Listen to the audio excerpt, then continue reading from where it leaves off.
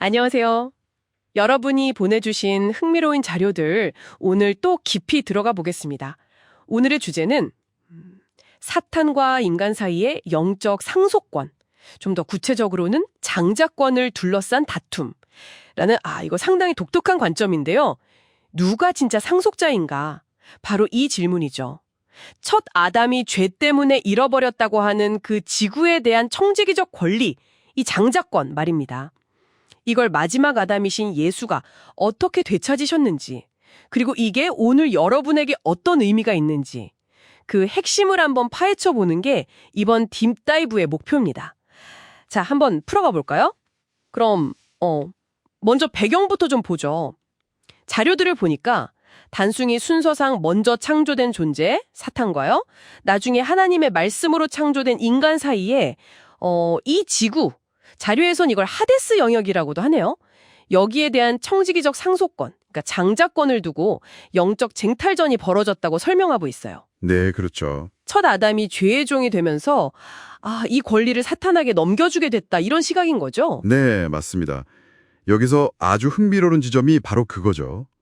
마지막 아담, 그러니까 예수 그리스도께서 오셔서 죄와 사탄을 이기셨다는 겁니다. 그래서 이 잃어버린 유업, 상징적으로는 이제 에덴이라고 표현된 그 유업을 되찾으셨다는 해석인데요.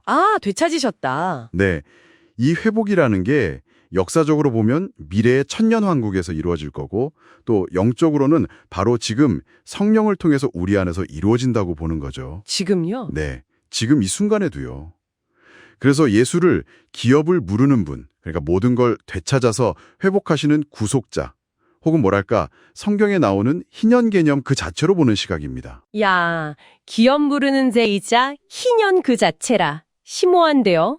근데 이 복잡한 개념을 설명하려고 자료들이 누가복음 15장의 탕자의 비유를 아주 중요하게 다루더라고요. 네, 그 비유가 핵심 예시 중 하나죠. 집 나간 탕자는 죄로 하나님을 떠난 아담, 더 나아가서는 우리 인류 전체를 상징한다고 보고요. 그렇죠. 그가 아버지께 돌아와서 저를 품꾼의 하나로 보소서, 이렇게 말하는 건 자신의 죄를 깨닫고 하나님의 주권을 인정하는 회개다, 이런 설명이죠. 맞아요. 그 비유를 통해서 많은 걸 설명하려고 해요. 예를 들어서 아버지가 돌아온 탕자에게 입혀주는 제일 좋은 옷 있잖아요. 네, 있죠. 그건 회복된 신분을 의미하고요. 손에 끼워주는 가락지는 권세, 그리고 발에 신기는 신은 땅, 그러니까 유업에 대한 상속권을 다시 얻었다는 걸 상징한다고 해석합니다. 옷, 가락지, 신 각각 의미가 있군요. 네. 그리고 특히 주목하는 게 살찐 송아지를 잡는 장면이에요. 잔치 벌이는 거요. 이게 그냥 잔치가 아니라 탕자의 완전한 회복과 동시에 사탄의 패배를 상징한다고 보는 해석이 있어요. 좀 더 들어가 보면 에스겔서나 요한계시록에 나오는 그룹 천사의 얼굴 중에 소 또는 송아지 형상이 있거든요. 네, 본 것 같아요. 4개의 얼굴 중 하나로. 그렇죠. 이걸 타락하기 전 사탄의 영광스러운 모습 중 하나와 연결시키는 거예요. 그래서 그 송아지를 잡는다는 건 사탄의 권세가 꺾이고 종말을 맞이한다는 상징으로까지 해석을 하는 거죠. 와, 살찐 송아지의 그런 깊은 의미가 정말 독특한 해석입니다. 그럼 그 비유에 나오는 또 다른 인물, 그 마다들은 누굴까요? 여기에도 해석이 좀 갈리는 것 같던데요. 네, 맞아요. 두 가지 가능성을 제시하죠. 하나는 아담에게서 장자권을 빼앗으려고 했던 혹은 빼앗은 사탄일 수 있다는 해석이고요. 사탄이요? 다른 하나는 타락하지는 않았지만 아버지의 그 은혜, 동생에게 베푸는 그 무조건적인 사랑을 온전히 이해하지 못한 천사들일 수 있다는 해석이죠. 천사들. 어느 쪽이 더 설득력 있을까요? 논쟁이 좀 있는 부분입니다. 하지만 자료들은 여러 성경 구절들을 근거로 들면서요. 아담, 즉 인류가 싸워야 할 진짜 대상은 타락 안 한 천사가 아니라 죄와 죽음의 권세, 바로 사탄이라는 점을 강조해요. 그래서 빼앗긴 장자권도 결국 사탄에게서 되찾는 거라는 해석에 좀 더 무게를 실는 편입니다. 그렇군요. 히브리서 2장 5절 말씀, 하나님이 우리가 말하는 바 장차 오는 세상을 천사들에게 복종하게 하심이 아니라 라는 구절도 그 근거로 제시되고요. 핵심은 이거예요. 인간이 예수 그리스도를 믿음으로 죄를 이기고 사탄의 종노릇에서 벗어나서 하나님의 양자가 된다는 것. 양자가 된다. 네, 그래서 참 장자이신 예수님 안에서 함께 유업을 상속받게 된다는 거죠. 그러니까 우리가 되찾는 상속권이라는 게 예수님이 본래 가지신 그런 절대적인 소유권, 그거랑은 좀 다른 건가요? 네, 정확해요.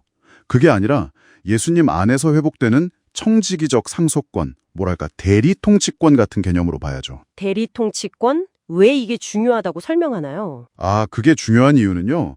인간 중에서 예수를 따라서 죄를 이기는 사람들이 나타나는 것 자체가 하나님의 계명이 지킬 수 있는 것이고 또 하나님이 공의로우시다는 사실을 증명한다는 거예요.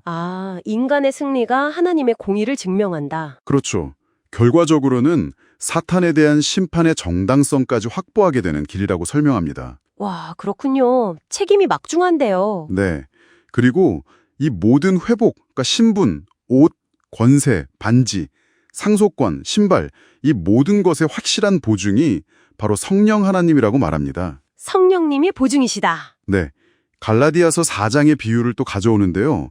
거기 보면 육체를 따라 먼저 태어난 자, 그러니까 이스마엘이나 에서 같은 인물들 있잖아요. 네. 이들을 사판의 방식 혹은 세상의 방식을 따르는 것에 비유할 수 있다면 약속의 말씀과 성령을 따라 태어난 자, 즉 이삭이나 야곱, 이들이 바로 그리스도 안에서 양자된 우리 인간에 해당하고 진정한 상속자임을 강조하는 거죠.